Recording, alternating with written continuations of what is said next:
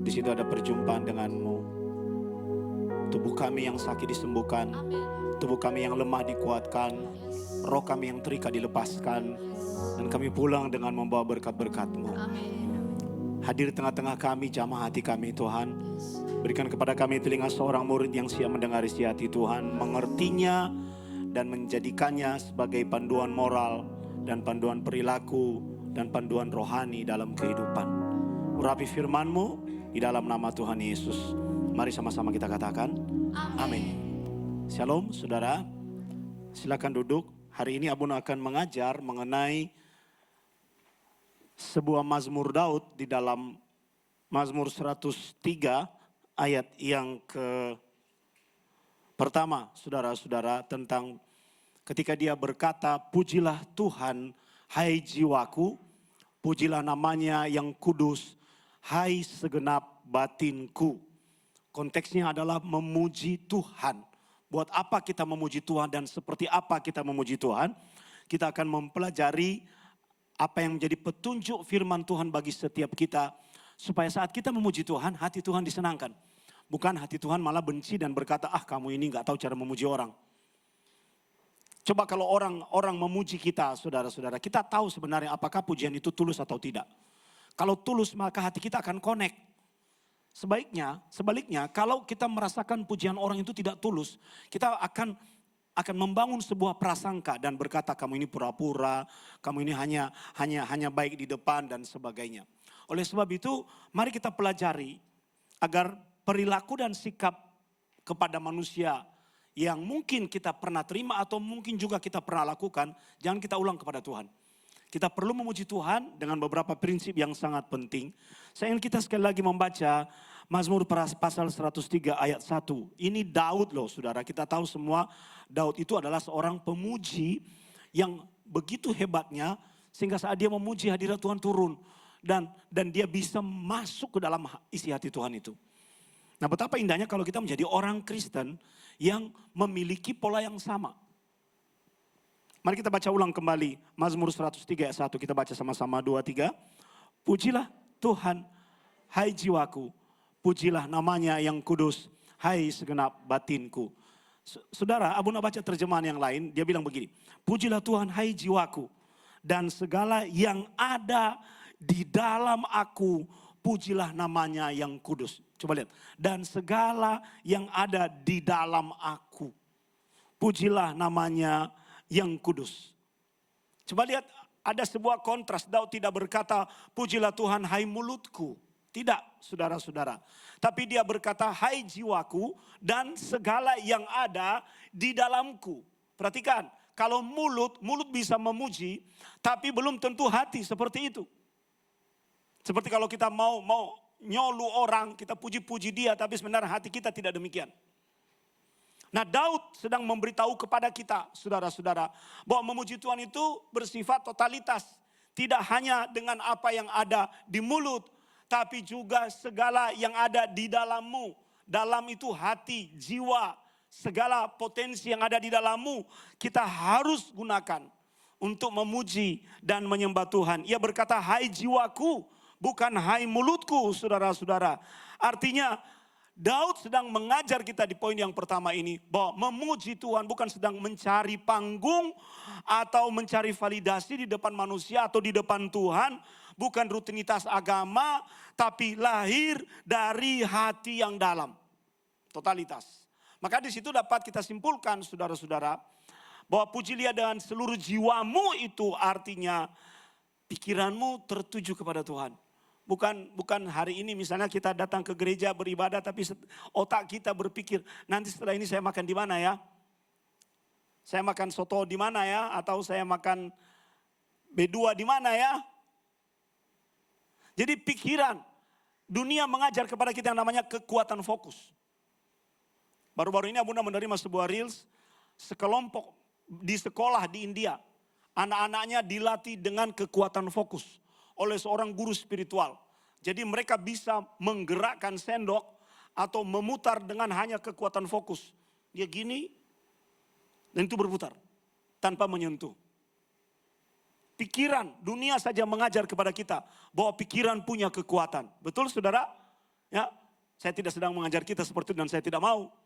Pikiran juga dapat kita gunakan untuk kita fokuskan kepada Tuhan. Kalau mulut kita memuji Tuhan, maka seharusnya hatimu dan pikiranmu tertuju kepadanya. Artinya sepenuhnya, saudara-saudara, sepenuhnya. Dan itu konsekuensinya akan diikuti dengan karakter kita. Karakter kita akan mengendalikan apa yang menjadi perilaku kita. Jangan sampai kita memuji Tuhan dan kita mengklaim, aku sudah memuji Tuhan dengan jiwaku. Tapi perbuatan-perbuatan kita di rumah, di kantor, dimanapun kita berada, di media sosial, itu justru kebalikannya menghujat Tuhan. Mulut kita memuji Tuhan di gereja misalnya, tapi ketika bertemu dengan orang yang salah jalan dan menghambat perjalanan kita, yang keluar dari mulut kita adalah umpatan. Bukan demikian, saudara-saudara. Memuji Tuhan dengan segenap jiwa artinya totalitas dan segala yang ada di dalamku. Maka orang Kristen itu harus menjadi seorang penyembah. Ketika dia menjadi seorang penyembah, ucapan-ucapan yang keluar dari mulutnya itu menjadi sesuatu yang dihayati. Sehingga mengubah hidupnya, mengubah perilakunya. Coba kalau Anda makan itu ya saudara. Dan orang tahu bahwa Anda adalah orang Kristen. Maka pengamen akan datang membawa lagu rohani. Dia mencoba memanfaatkan sentimen kekristenanmu. Untuk menarik keuntungan. Apakah dia benar-benar menyembah Tuhan? Tidak. Tapi dia bisa bernyanyi lagu rohani. Apalagi kalau dia lihat ibu-ibu ada kalung salib di sini. Wah itu orang Kristen. Saya cari lagu rohani. Supaya hatinya tersentuh. Jadi bukan hanya sekedar 1.000 perak. Tapi 10.000. Mereka bernyanyi. Jangan menjadi yang seperti itu di dalam gereja saudara-saudara. Dan segala yang ada di dalammu. Itu adalah aspek yang sangat penting saat kita memuji Tuhan. Ketika Daud melakukan itu. Maka segala yang ada di dalamnya itu tercurah kepada Tuhan. Itu sebabnya hati Tuhan senang. Maka kita melihat hidup Daud adalah hidup yang penuh dengan berkat. Dimanapun dia pergi, apapun yang dia kerjakan. Tuhan selalu menyertainya. Haleluya. Itu bagian yang pertama. Bagian yang kedua, saudara-saudara. Apa yang kita pelajari dari memuji Tuhan dengan jiwa kita. Dalam pasal 103 ayat yang kedua. Coba kita lihat. Kita baca sama-sama. 2, 3. Pujilah Tuhan, hai jiwaku, dan janganlah lupakan segala kebaikannya. Janganlah lupakan segala kebaikannya. Ini peringatan. Kenapa? Karena banyak orang lupa memuji Tuhan. Kata kunci di situ adalah kenapa orang gagal dan tidak bisa memuji Tuhan? Karena lupa, saudara-saudara. Lupa. Anda tahu yang disebut dengan lupa. Ada seorang bapak-bapak, saudara-saudara, dia terpaksa balik ke rumah, ya, karena dia melupakan dompetnya. Lalu di kesempatan lain, ya, dia melupakan membonceng istrinya dan temannya berkata, bukannya kamu harus bersama-sama dengan istrimu. Dia berkata kepada temannya, tidak apa-apa, yang penting dompet tidak ketinggalan. Istri bisa naik Grab. Banyak orang melupakan Tuhan hari-hari ini. Ketika misalnya dia sehat-sehat saja, dia lupa akan Tuhan. Ketika dia sedang menikmati banyak berkat material, dia lupa akan Tuhan. Ya. Ketika dia berada di dalam puncak karirnya, dia lupa akan Tuhan. Ya. Tapi mari kita mengingat, masihkah kita bisa memuji Tuhan dalam segala kelimpahan? Oh yes, amin. Itu menjadi kewajiban kita. Nah kadang-kadang karena manusia lupa. Ada juga orang-orang yang lupa karena dia sudah baik-baik saja. Akhirnya dia lupa memuji Tuhan. Maka Tuhan hadirkan hidup yang kebalikannya. Apa itu saudara-saudara? Tuhan berikan dia pergumulan. Supaya apa? Dia ingat Tuhan. Tuhan hadirkan kesulitan di dalam hidupnya. Supaya apa? Supaya dia ingat Tuhan. Ya. Maka pertanyaannya adalah, apakah Anda masih bisa memuji Tuhan ketika rumah tanggamu mungkin sedang kacau? Apakah masih bisa memuji Tuhan ketika tubuhmu sedang sakit? Apakah masih bisa memuji Tuhan ketika tidak ada penghasilan? Kemarin saya lihat itu tega banget ya. Memang tukang ojek Gojek ini melanggar. Lalu tiba-tiba ada dishub itu mengambil motornya. Memang orangnya salah, dia parkir sembarangan karena mengantar makanan. Dishub mengambil motornya, diangkut saudara. Lalu dia teriak-teriak di samping jendela itu, tolong Pak, rumah saya jauh di Bogor. Saya baru dapat order, saya butuh makan. Dishub mengeraskan hati. Peraturan tetap peraturan. Ada orang-orang yang seperti itu, saudara. Tidak ada kasih karunia, dia tidak bisa melihat kehidupan. Sedang mengerikan perilaku birokrat kita hari-hari ini. Ketika kita sedang kesulitan, sedang berada di dalam tantangan, sedang menghadapi masalah demi masalah, mampukah kita memuji Tuhan? Ini adalah sesuatu yang kita renungkan, saudara-saudara. Karena di dalam hidup ini, sebenarnya tidak ada bagian dari kehidupan kita yang luput dari yang namanya kebaikan Tuhan. Haleluya. Saat Anda berjalan selangkah dua langkah, kebaikan Tuhan itu menyertaimu. Saat Anda menarik nafas, kebaikan Tuhan itu menyertaimu. Nah, seringkali kita lupa karena kita terlalu fokus melihat kebaikan-kebaikannya. Kita terlalu sibuk mengurusi berkat-berkat dan pekerjaan tangannya dalam hidup kita sehingga mengabaikan pemilik tangan itu. Maka akhirnya Tuhan membuat situasi kita terbalik, saudara-saudara. Tuhan mau mengingatkan kita, hei nak, tubuhmu itu milikku. Pekerjaanmu itu sesuatu yang aku percayakan kepadamu. Bisnismu itu berasal dari aku. Keberhasilanmu berasal dari aku. Jangan sampai melupakan aku, sumber dari segala yang ada. Ini persoalan manusia, saudara-saudara. Ketika dia baik-baik saja, dia lupa akan kebaikan-kebaikan Tuhan dan dia merasa bahwa semua itu karena pekerjaan tangannya. Cobalah nanti ambil waktu iseng-iseng ya. Gunakan WA dirimu sendiri. Daftarkan 10 kebaikan Tuhan yang Anda terima dalam 1 minggu terakhir ini. Daftarkan. Supaya kita ingat. Kita ingat bahwa kita masih bisa hidup. Itu karena Tuhan sudah menolong kita. Haleluya. Amin, amin.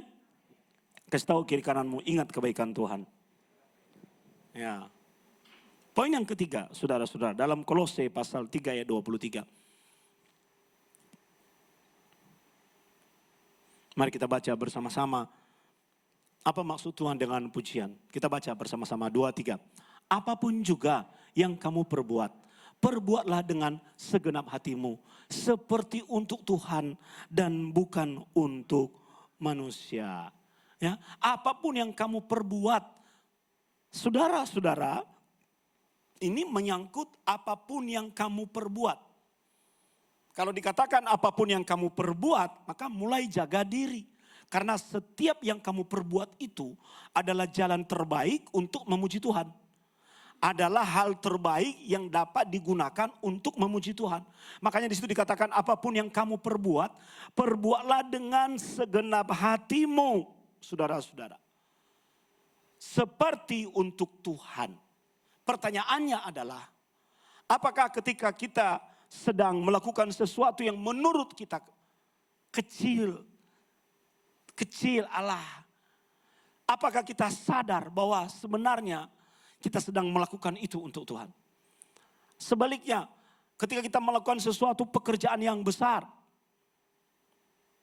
apakah kita sadar bahwa kita harus melakukan itu seperti untuk Tuhan? Kenapa indikatornya seperti untuk Tuhan? Karena Tuhan mau segala sesuatu yang kita kerjakan di dunia ini harus kita lakukan sebaik-baiknya. Amin. Banyak orang itu misalnya dalam pekerjaan, ya, dalam dunia pekerjaan, ya, ketika ada bosnya datang dia kelihatan rajin. Saat bosnya pergi dia tidak memiliki karakter yang sama. Itu namanya tidak seperti untuk Tuhan. Ya, ketika pengawasnya datang jalan-jalan di belakangnya, dia rajin, saudara. Tapi saat pengawasnya pergi, dia mulai santai. Itu bukan seperti untuk Tuhan. Ya. Ketika di depan orang kita memperlihatkan performa yang begitu baik. Tapi saat sendirian tidak sedang berada di depan orang, perilaku aslinya muncul, saudara-saudara. Apakah itu sesuatu yang kita perbuat dengan segenap hati seperti untuk Tuhan? Mari kita renungkan baik-baik. Seringkali kita terkecoh dan mengecoh diri kita sendiri. Kita mengklaim bahwa ini untuk Tuhan, tapi sejatinya bukan untuk Tuhan. Saudara-saudara. Apalagi kalau kita pisah-pisahkan, ini sekuler, ini rohani. Jangan. Sekuler pun Anda melakukannya seperti untuk Tuhan. Jangan sampai kita melakukan pekerjaan yang justru kita manfaatkan untuk kepentingan diri kita. Bukan untuk kepentingan institusi yang menggaji kita untuk bekerja di sana. Banyak yang seperti itu. Mengapa ada dalam organisasi itu namanya inspektorat? Supaya ada yang mengawasi pekerjaan. Inspektorat. Kenapa ada BPK, Badan Pemeriksa Keuangan? Supaya ada yang mengawasi, dia badan independen. Kalau dia tahu Anda korup terhadap tanggung jawab yang sudah dia berikan kepadamu, maka itu artinya Anda memanfaatkan organisasi untuk kepentingan dirimu. Bukan untuk kepentingan organisasi. Nah, Tuhan tidak senang dengan begitu, saudara. Tuhan tidak senang. Padahal Tuhan berkata, lakukan seperti untuk Tuhan. Maka mulai sekarang mari kita berhati-hati. Sebab pekerjaan kita adalah sarana untuk memuji Tuhan. Haleluya. Maka orang-orang yang seperti itu nanti hidupnya diberkati, karirnya naik, dan dia bisa finishing well. Finishing well itu adalah selesai dengan baik. Bukan selesai dengan konflik atau selesai dengan skandal, selesai dengan baik. Ada penghormatan. Dan itu adalah kebanggaan. Hidup ini kan jejak kaki. Coba lihat posting Abuna itu saudara di Facebook ya beberapa hari ini. Itu banyak sekali, viewersnya banyak sekali. Saya posting sebuah jalan semen yang sudah kering. Itu waktu saya dan Abuni itu ngajar ya di Sabah, di kampus mereka membuat jalan baru. Jadi mereka membangun tidak dengan aspal tapi dengan semen. Nah, udah kering. Jadi kami lewat jalan itu. 6 bulan sebelumnya belum ada jalan itu. Jadi mereka berkata, Pastor kalau mau jogging lewat jalan baru. Udah di semen. Oke, kami lewat saudara-saudara. Ternyata di semen itu tidak mulus dan tidak halus. Ada banyak cap kaki. Ada banyak cap kaki yang sebenarnya ini ulahnya siapa? Kalau di Indonesia ini ulahnya montil. Atau ulahnya dolar atau shekel. Ya, ada banyak cap kaki yang sudah kering. Dan saya mulai cari siapa dosen-dosen yang punya dogi di situ. Ini pasti dogimu ini. Mereka nuduh ada satu orang dosen itu di sana. Dia punya anjing namanya Bintang. Mereka berkata, ini pasti ulahnya Bintang. Jadi dia nggak mau terima. Dia nakal sekali. Ya. Tapi ketika melihat itu, saudara-saudara, Abuna jadi diingatkan bahwa hidup kita ini adalah hidup yang meninggalkan jejak. Haleluya. Ya. Kita akan dilihat bukan performa kita saat berada di depan orang lain. Tidak. Tapi kita akan dilihat berdasarkan apa dan jejak yang kita tinggalkan. Oh kan orang akan tahu apakah jejak itu baik atau tidak. Orang akan mengenang apakah jejak itu menjadi berkat atau tidak. Dari jejaknya itu kelihatan. Itu yang Abuna selalu ajarkan. Bahwa hidup kita ini harus berdampak. Haleluya. Amin. Berdampak bagi orang lain. Nanti ketika kita mati, orang mengenang kita dengan semua jejak yang kita tinggalkan itu.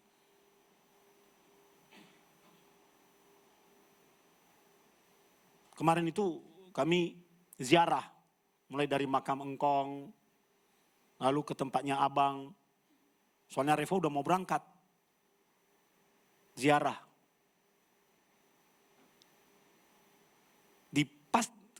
Ketika datang ke tempat Engkong itu ada 2 makam itu yang tidak terawat, udah hancur. Saya berkata, kasihan sekali ya, tidak ada orang yang mengingatnya. Kotor, tidak terawat, dibiarkan begitu saja. Saudara-saudara, di Israel, orang kalau ziarah itu tidak bawa bunga, tapi bawa batu. Ini tradisi dari padang gurun. Kalau di padang gurun dulu orang meninggal itu ditumpuk dengan batu.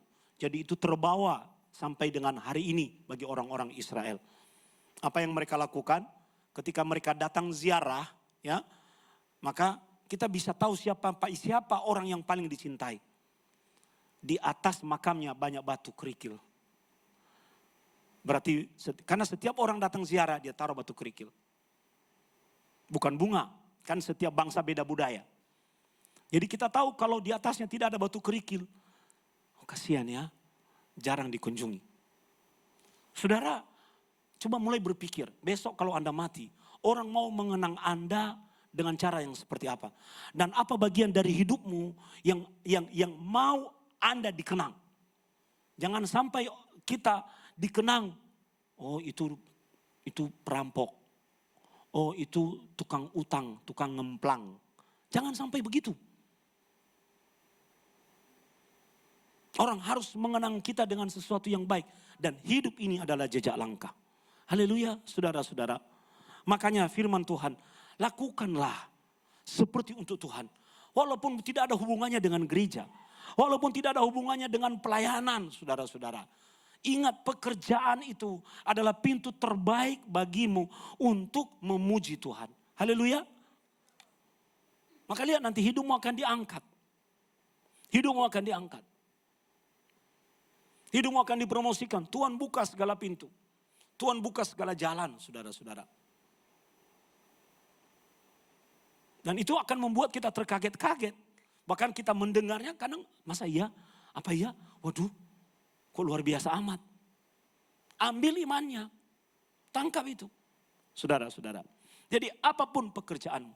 Terlihat di depan bosmu atau tidak. Kalau itu menjadi tanggung jawabmu. Dan ada di depan matamu. Lakukan untuk Tuhan. Baik dalam dunia kerja. Terlebih di dalam pelayanan. Saudara-saudara. Dulu Abuna ini pernah menjadi pengerja di sebuah gereja. Kepala kantor, saudara-saudara. Pengerja-pengerja lain yang gajinya lebih besar dari saya. Yang lebih senior. Ya, ada sampah di situ, ditinggal aja. Dia santai aja. Dia nggak peduli masuk ke kamarnya. Saya di situ. Saya ambil. Masukin sampah. Bukan mencari kemuliaan depan manusia. Tapi saya risih. Ambil, masukin. Lakukan seperti untuk Tuhan. Bertahun-tahun kemudian. Dia tetap jadi pengerja. Hidup segan mati tak mau. Tuhan angkat hidup Abuna jadi gembala. Saya melihat hidup itu kalau kita balik ke belakang. Hidupmu sekarang itu ditentukan oleh keputusan-keputusanmu. Dan perilakumu yang pernah terjadi di masa lalu. Memang tidak ada yang sempurna, saudara. Tapi mari kita mulai menjaga diri kita. Ya, mari kita mulai. Nanti ada pengerja lupa matikan itu. Dia taruh aja di bawah. Matikan itu. Saya berkata, matikanlah, itu kan kerjaanmu. Nggak usah harus diingatkan, nggak usah harus disuruh. Oh aku nggak disuruh. Lah kesadaran sosialmu itu di mana? Kesadaran tanggung jawab pelayananmu itu ada di mana? Saya kerjakan, saudara. Terus saya matiin. Saya belajar, oh ini yang harus dikerjakan. Saya cek. Akhirnya apa? Saya memiliki. Nah kalau kita setia pada perkara-perkara kecil, Tuhan akan mempercayakan kepada kita perkara-perkara yang besar. Saya lihat, kok hidupmu gitu-gitu aja. Lah pantas aja waktu kita sama-sama pengerja, kelakuanmu kayak gitu. Hidup ini harus naik. Maka jadikan apapun pekerjaan, baik pekerjaan sekuler, terlebih dalam pelayanan, lakukan untuk Tuhan, bukan untuk manusia. Haleluya. Amin. Yang keempat, Yosua pasal 24 ayat 15. Kita belajar dari keluarga ini. Ini adalah keputusan seorang panglima perang Israel yang dibentuk di padang gurun. Yosua memberikan pidatonya sebelum dia mengirim jemaat Israel untuk ke daerah pusaka masing-masing. Dia memberikan pidato kepada mereka. Tetapi jika kamu anggap tidak baik untuk beribadah kepada Tuhan, pilihlah pada hari ini kepada siapa kamu akan beribadah. Allah yang kepadanya nenek moyangmu beribadah di seberang sungai Efrat, atau Allah orang Amori, patung-patung yang negerinya kamu diami ini.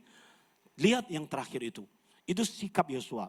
Tetapi aku dan seisi rumahku, kami akan beribadah kepada Tuhan. Ini deklarasi. Terserah kamu mau apa, aku tidak ikut-ikut kamu. Tapi aku memiliki komitmen seperti ini. Kalau kamu ke sana ya silakan. Kamu menyembah patung ya silakan. Tapi aku berkomitmen bersama seisi rumahku. Saudara, apa artinya buat kita peristiwa ini? Poin yang keempat ini penting. Bahwa sebelum ada gereja, sebelum ada agama yang ada dalam institusi, ada sinode, ada aturan-aturannya. Sebelum ada gereja di mana kita berkumpul, ya. Tidakkah saudara tahu bahwa altar pertama itu dibangun oleh keluarga? Altar pertama itu, saudara-saudara. Dengan kata lain, rumah tangga adalah altar pertama yang diberikan oleh Tuhan kepada manusia. Sebelum ritual, ritus, liturgi, sebelum gereja dan sebagainya, bla bla bla. Ketika Nuh keluar dari Bahtera, altar pertama yang dia bangun. Kain dan Habel, altar pertama yang dia bangun. Abraham, altar pertama yang dia bangun. Semua di dalam konteks keluarga. Haleluya. Apa maknanya buat kita? Pujilah dia di dalam keluargamu. Jadikan keluargamu sebagai altar pujian dan penyembahan kepada Tuhan. Jadikan. Karena itu adalah institusi pertama yang Tuhan berikan di dunia ini. Setelah dia selesai menciptakan manusia. Tidak baik kalau manusia itu seorang diri saja. Ya, tidak baik. Maka akhirnya apa yang dia lakukan? Dia membentuk keluarga. Walaupun istrimu cerewet. Ya, walaupun istrimu cerewet. Suami harus tetap mengajar dan mengajak istri untuk membangun altar dan mezbah doa di dalam keluarga. Walaupun suamimu nggak peduli dan sebagainya.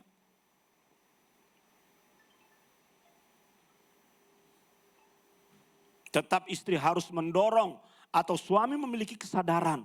Karena altar pertama di dunia ini adalah keluarga. Anak-anak harus nurut kepada orang tua. Harus ada doa sepakat. Doa membangun altar. Walaupun saling berjauhan, sekarang sudah ada teknologi, saudara-saudara. Gabung sama-sama dalam doa keluarga. Ini penting. Walaupun masuk surga itu sendiri-sendiri. Tapi membangun altar adalah kewajiban orang Kristen. Kewajiban. Seorang suami berkata, aku malas altar keluarga. Kenapa? Karena istriku cerewet. Ya, istriku cerewet. Saya berkata wajar tuh. Si istri berkata, aku malas altar dengan suamiku karena suamiku tidak peduli. Dorong mereka. Semua bagian dalam keluarga itu harus didorong. Karena keluarga adalah tempat terbaik untuk kesepakatan. Berpegangan tangan sepakat dalam nama Yesus itu. Itu keluarga yang paling kuat. Coba tes lah. Lakukan doa sepakat dalam keluarga. Lihat nanti, tes itu. Setiap doamu itu didengar dan dijawab oleh Tuhan. Haleluya. Saudara-saudara. Anak-anak, hormati orang tuamu. Dorong keluargamu, dorong orang tuamu untuk belum doa. Walaupun ada doa-doa pribadi. Kenapa? Karena rumah tangga adalah tempat terbaik di mana Tuhan hadir selain gereja. Bahkan sebelum ada gereja, Tuhan hadir di dalam rumah tangga. Haleluya. Jangan kita hadirkan setan dalam rumah tangga. Jangan. Bahaya nanti. Maka pendapatan dalam rumah tangga itu nanti akan bocor. Mulai dari rumah. Amin, amin. Amin. Yang terakhir, saudara-saudara. Mazmur 146 ayat 2.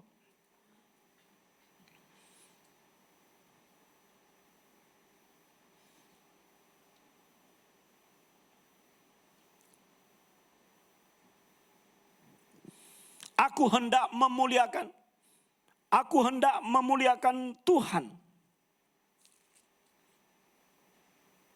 Aku hendak memuliakan Tuhan selama aku hidup. Coba lihat saudara. Aku hendak memuliakan Tuhan. Itu sama artinya memuji Tuhan selama aku hidup. Jadi perjalanan hidup kita ini sebenarnya adalah pujian dan kepujian bagi Tuhan. Dan bermazmur bagi Allahku selagi aku ada. Sebab kalau kita sudah mati kita nggak bisa memuji Tuhan. Hanya orang hidup yang bisa memuji Tuhan. Aku hendak memuliakan Tuhan, ini poin paling kuat dan menantang kita bersama. Tidak boleh ada bagian dari hidup kita, bagian dari nafas kita yang tidak ditujukan untuk bermazmur atau memuliakan Tuhan. Sangat mudah bagi kita saudara-saudara memuji Tuhan ketika rekening kita sedang penuh. Sangat mudah. Ketika tubuh kita sedang sehat, sangat mudah memuji Tuhan. Ketika keluarga kita sedang harmonis, sangat mudah.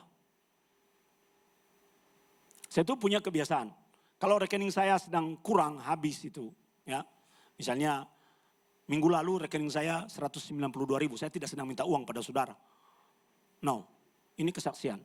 192.000, saya kasih tahu kepada anak-anak, kami ada grup keluarga, ini rekening papa ya, Pel, Po, Ma, ini rekening papa. Tinggal 192.000 minggu ini. Ayo kita doa. Jadi artinya jangan minta macam-macam. Uang papa tinggal segini. Revival itu apalagi, dia tidak mengenal tidak ada uang. Anak bungsu. Apalagi kalau dia nanti datang, hehehe. Nah, itu ada maunya itu. Hehehe. Ya kan? Jangan minta-minta macam-macam. Nggak boleh keluar-keluar. Tuhan belum isi. Masihkah kita memuji Tuhan? Karena saya sedang mendidik mereka, mendidik anak-anak. Nah, ayo kita minta pada Tuhan. Kita bersyukur masih ada daripada nol. Ya toh? Daripada nol. Masihkah kita memuji Tuhan dengan cara yang seperti itu? Saudara-saudara. Abuna kemarin masuk rumah sakit lagi. Panas. Panasnya nggak karu-karuan, saudara-saudara, menggigil panas. Saya sampai ngomong sama Tuhan, Tuhan kok nggak habis-habis toh Tuhan. Masihkah kita bersyukur? Ya sudah, saya berdoa aja Tuhan, ya kerjalah. Tuhan jamah tubuhku. Suruh istirahat ya istirahat. Padahal harusnya Abuna ada tugas di IKN itu. Hari Senin ada tugas di IKN. Saya juga baru tahu dokter berkata, Bapak berani ke IKN dengan kondisi seperti ini. Itu adalah daerah malaria. Dengan daya tahan tubuh Bapak yang seperti ini, bahaya pergi ke sana. Ya, baru tahu saya. Saya pikir cuma di Papua, saudara. Yang berkata, Bapak kalau ada rencana lagi, sehari sebelum berangkat harus minum obat ini dan berapa hari kemudian? 13 hari setelah itu tetap harus minum obat ini. Saya bilang, untung belum berangkat. Nah itu loh. Modal Abuna ini kan nekat-nekat.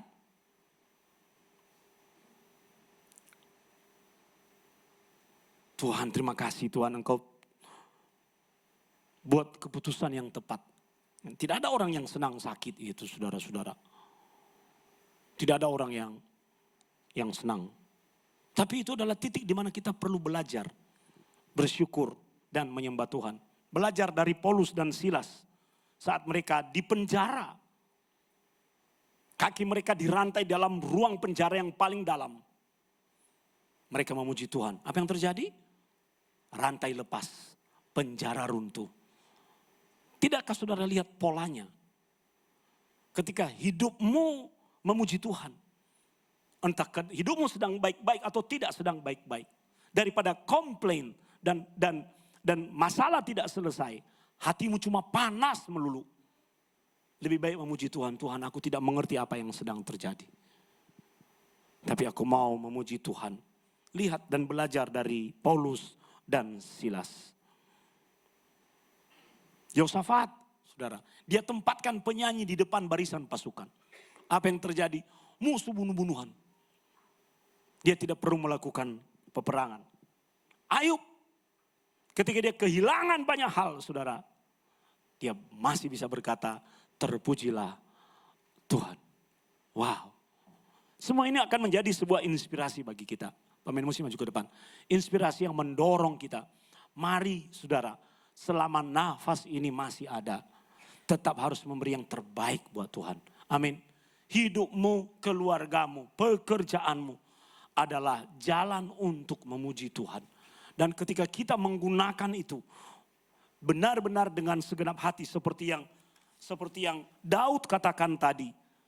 Pujilah Tuhan hai jiwaku dan segala yang ada di dalamku. Maka coba lihat, hidupmu itu akan diangkat oleh Tuhan. Tanpa sadar mungkin tubuhmu sedang lemah. Anda kuat, masih bisa bertahan sampai dengan hari ini. Kenapa? Karena mata dan hati kita tertuju pada Tuhan. Haleluya. Mari kita bangkit berdiri. Kita nyanyikan lagu Bless the Lord oh my soul.